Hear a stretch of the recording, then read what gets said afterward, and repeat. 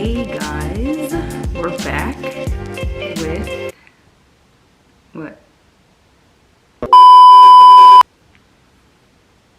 What in the world are you doing? It was fine.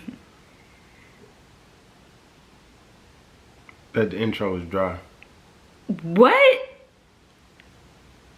I didn't even. You said, "Hey guys." All right, you started. It's supposed to be on. Hey, what's happening, people? Hey yo, he just gave me all that crap. This in the bleepers. All right. Anyways. No. 3, 2, 1. Hey, what's happening, everyone? It's Life with B&T, back at it again with another vlog, more so a questionnaire, relationship talk part 2. This is going to be in our series of relationship talk, and this week we want to sit down with you all and discuss 2 things, well, pretty much 3 things. How did we meet? You know, both of us, Brittany and I, have our own version of how we met, coming up on 10 years, and some challenges that we faced along the way, and ultimately, you know, something of advice that we can give to, you know, new couples or couples that's been together for a long time, that may be transitioning into the phase of marriage, such as ourselves. So hopefully you guys enjoy it. Be sure to like, comment, subscribe. And follow us on Instagram at Bravon610. All right. But before we get started, we're both wearing our Emphatic Truth long sleeve tees, and you can get those at theemphatictruth.com, right? Yes. Yep. Yeah. So if you're interested. Shameless plug. Shameless plug. So. But we're not going to get too much into that because that's something totally different. We'll do maybe another vlog on the Emphatic Truth. Mm-hmm. But wanted to start out with how we met. So you guys actually asked if we could talk about this in one of our Bravon questionnaire asking can we cut this? Basically, you guys asked us if we could tell you guys how we met and then like what our relationship journey looks like. So we're gonna try to give you a little bit of that. So I'm gonna let him start it off because, like he said, we have 2 completely different stories. I guess the gist is the same, but the way we remember it is different. So I'm gonna let him start off with how we met. Yeah, so my version, of course, of how we met. For those of you who don't know, I'm from Baltimore, Maryland. So I lived in Baltimore for pretty much all my life up until middle of high school. My parents had moved us to PA where they built the home. It was all, you know, really a new experience, a culture shock in many ways. But at the end of the day, it led us to going to Hershey Park. My dad had got tickets 4th of July back in 2010. He was working with the Salvation Army. They had gave him some tickets to take some men up there, you know, experience the holidays. And then he also had some tickets for myself and my nephews to join along. So it was more so like a family affair. Little did I know that I was going to, you know, meet my future wife there. So that was the shocker. So the way that I see it played out was me and my friend Ken Sean and my nephews, we was on this ride. And if you guys don't know, Hershey Park, famously known for the Hershey chocolate kisses and that whole you know, that whole thing. So we're at Hershey Park, 4th of July 2010, and we're on this ride, standing in line for this ride called the Storm Runner. And Storm Runner is one of my favorite rides at Hershey because it's more so like those unanticipated rides. So you really like don't know, and I'm not really like someone that really likes to be scared too much, but it was a cool experience to say the least. So we're standing in line with my friends, and I happen to see two girls that we like automatically spot out, like, yo, we gonna go talk to these, you know, girls after we get out of line. But we just talking amongst ourselves, like we didn't think. Oh, it's 2 girls. Okay, got it. What? Keep going. Anyway, so yeah, we was talking amongst ourselves, more so trying to see who were we gonna talk to after we got off the ride. So I pretty much saw Brittany from afar. She didn't see me necessarily, but I was like, all right, if we can get down there close enough as the line was moving, we can maybe, you know, throw a little plug in there to meet with them after the ride. So as we getting up there on the ride, they're like, hey, you guys, tell us how the ride is, and you know, something like that. I don't know how we ended up having a conversation before, you know, we took off on the ride. Long story short, once we actually got off the ride, we seen Brittany and our friends coming off the ride as well, and we walked over there and I initiated a conversation to her group of friends. It was like 4 or 5 of them.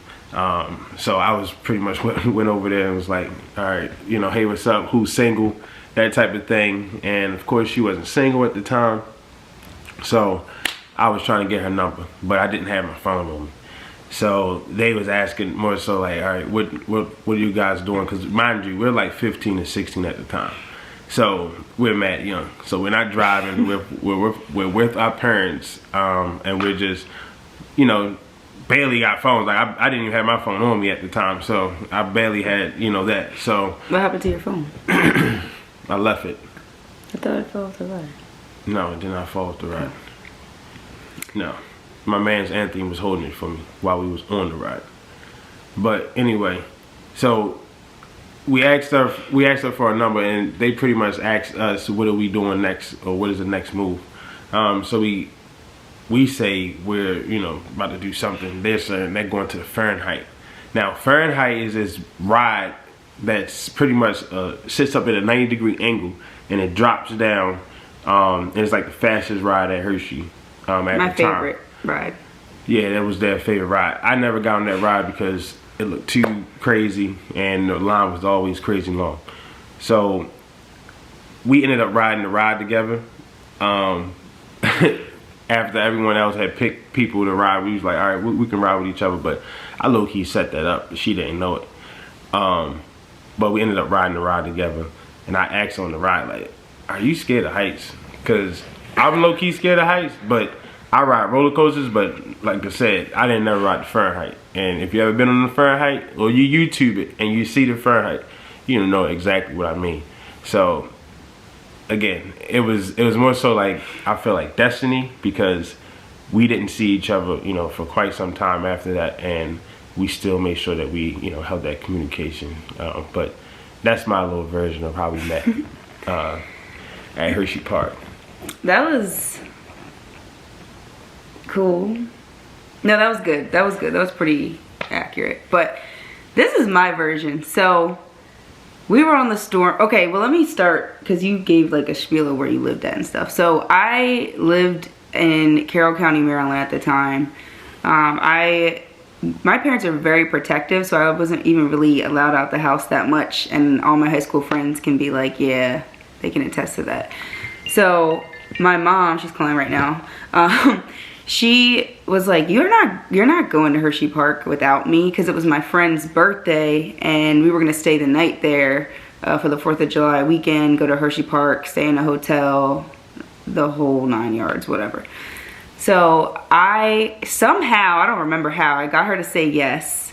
So I got to go with like 5 of my friends and her grandmother. She took us to Hershey Park for the weekend, and we stayed the night in the hotel. So I don't remember like if we were looking for guys or anything. I don't really think we were. I think we were focused on the rides. But my friend, my best friend Kelsey, I remember her seeing them at the Storm Runner, and she was like, oh, look at them, look at their muscles. And I'm just like, I'm unbothered. I'm like, what? No, she wasn't unbothered. So I was absolutely unbothered. So she was like, anyways, we get off that ride, and then we walk down, and we see them almost like in a group, like waiting for us as we're walking down. And they like came up to us. I really can't remember if it was you, but you say it was you. And he was like, who's single? And I remember answering, like, because some people were single, some people weren't. And they asked if we wanted to ride on the ride with them, a Fahrenheit, and we were like, yeah. So we get in line, we're just like chilling. I don't remember talking to anybody the whole time we were in line. And then when we got close to about to get on the ride, somebody was like, all right, you ride with them, you go ride with him. So we were like pairing up boy and girl who's gonna ride together. We're the last two, because I didn't say anything. I'm like, I just want to go on this ride. But he was like, all right, I guess I'll ride with you. I'm like, all right, I guess I'll ride with you then. So we get on, and I remember him looking at me like, oh wait, no. I think first I asked, because we were trying to figure out what we were gonna do afterwards, and they were coming back to see the fireworks. So I was like, do you guys have a contact number so that, you know, we can meet back up and do fireworks? So that was before we got on the ride. So then when we got on the ride, he looks at me before we take off and he said, do you scream on these rides? And I'm like, I told you I've no. never been on that ride before. I love roller coasters. Like I don't know. I love roller coasters. And I thought he did too, but whole time he's scared of heights. I know this now. And Fahrenheit is like the highest drop in the park. So we get up to the top, and he's holding on for dear life. And I just remember putting my hands up, like being so excited. And I just remember looking over at him, and he's like clenching down, like afraid. So as soon as the ride stops, I think he was so nervous. He's like, I just need to get out of this thing. He gets up and leaves me. I couldn't get my seatbelt off. I'm standing there. The guy who works the ride is like trying to help me get out. Meanwhile, he's already left. He's left me there. Not that he owed me any type of help, but it was just I didn't know funny you at were the time. stuck. Yeah, he didn't realize I was stuck. So afterwards, we had gotten one of their contact numbers, so we were like texting them like, hey, we're headed back now to do fireworks, because they had told us that they were coming back. Whole time they knew daggone well they were not going, and their parents were ready to go home after the park. So they didn't respond to us all night. We were like, all right, maybe we got the wrong number, I don't know. And then the day after, I remember I don't know, I think I texted you or something, and he didn't respond to me all day. I was like, okay, yeah, we definitely got the wrong number. The next day he texted me, he was like, sorry I didn't respond, my dog died. So it's not funny, but but he felt like I was bad luck. SPSA, SPAC. It's really not funny. You know how sometimes I laugh when I'm like nervous. SPAC, PSAC. What is he saying? I don't know what that means. But anyways, let me finish my story. So okay, yeah, so that day he texted me that his dog died. He thought I was bad luck or whatever. And then after that, we just started texting. Like, we were really just texting back and forth. And then like a month went by, and I think we just like started to develop feelings for each other. Then we started uvuing. If you don't know what that is, you're too young for this YouTube video. No, I'm kidding. No, we started uvuing, and wow. I don't know, we just started building this connection over the internet and over texting. It is digital, but it was more than that, because we could actually see each other.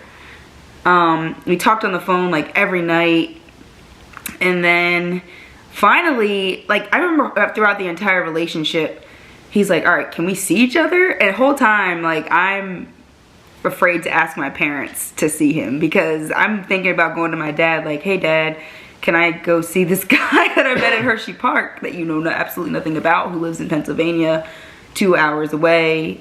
No, like, that's not happening. So finally a year went by, and I was like, all right, I can't just keep texting this guy.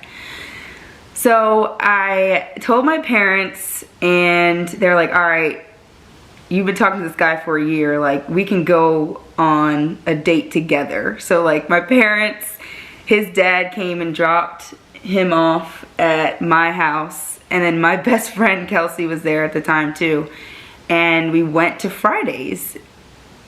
And after Friday, first of all, tell him what you ordered. This is what he ordered the first time he sees me in person again after a year, and with my parents. It wasn't no shame in my game. Listen, when I go out to eat, I'm there to eat. I ordered ribs. I came to eat. Like, and he ate every last one of them. You feel me? Like, no, so I eat professionally. I tell people. So Yeah, no. that happened. But I think this part is the funniest. Well, not funny, but like it's a big part in our history, because after we met, after that whole year, we had been talking, ooh-oohing, on the phone every night. Like, by this point, we had said I love you, I think. And I completely ended it. Like, I was like, okay, this didn't feel right. Like, this was bad. Like, I can't believe I spent all this time talking to this person for a year over the internet. And I was basically like, I can't do this anymore. I think I didn't respond to him that whole night after he left. And then the next day, I had told him how I felt. And he's like, what? Like, he felt the exact opposite. So then I think we maybe, like, gave it a break for a couple of weeks. And then I just started missing him. And I texted him. And then we just started kicking things off again. But that's kind of like the initial story of how we met. So... yeah. No, she's funny. She gave you the long-winded version, but I think got to. I think the gist of it is one, the importance of the communication that we was able to build. We were social distancing before it was. We really got to know each other from like a personality and like understanding of each other, like mentally, before like the physical thing even became a piece. So it's like we understood each other so much over that year. Yeah, so I think that's what really has built the foundation of our relationship, that friendship, that core understanding of each other. Definitely. Yeah, so I want to make sure that hopefully we can give you guys some takeaway items of what you guys hopefully have learned a little bit about us.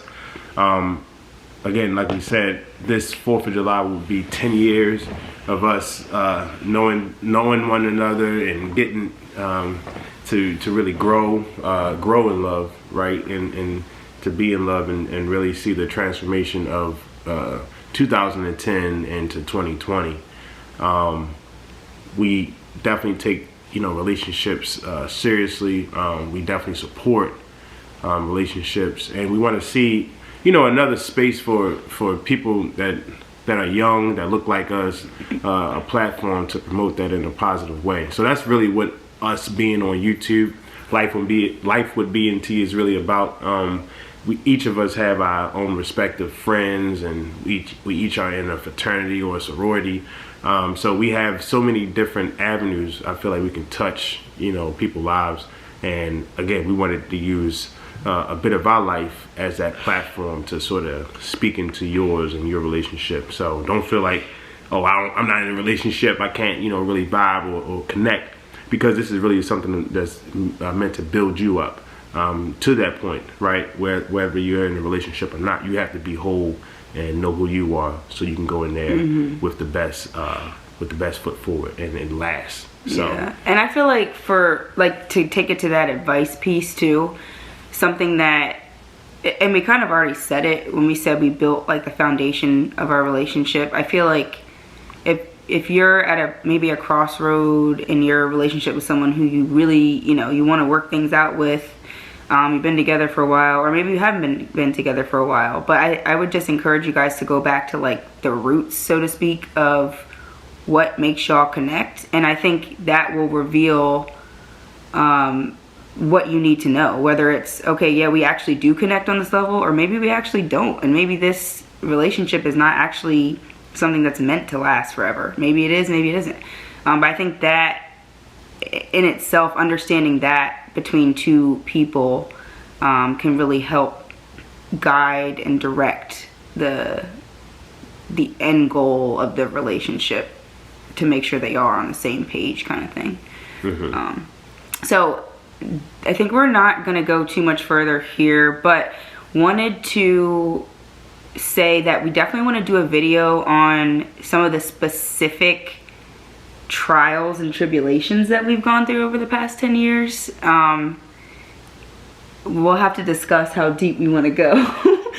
But I don't know, I just feel like everybody goes through these things, and the less you're afraid to share what you go through, the more other people can gain from it, because I know we would have loved, we're kind of like a unique situation in a way where not many people meet at 15 and 16 and then stay together for 10 years. So I feel like we kind of felt like we were navigating ourselves for a long time without any real guidance. But we kind of just found our way. So I don't know. I hope we can be at least some sort of help to anyone in the raw sense of just giving you guys what we've been through. So yeah, so again, we appreciate you guys checking us out. Be sure to like this video, comment us some ideas, or what is your current situation? Are you in between relationships? You chilling right now? You just working on yourself? Or are you in that long relationship and you're looking like, all right, what's some different ideas that we can do to keep things live, you know, keep evolving with that within yourselves as a couple. So again, we appreciate you guys watching the video. Make sure you give us this thumbs up and subscribe and like this video. Peace out.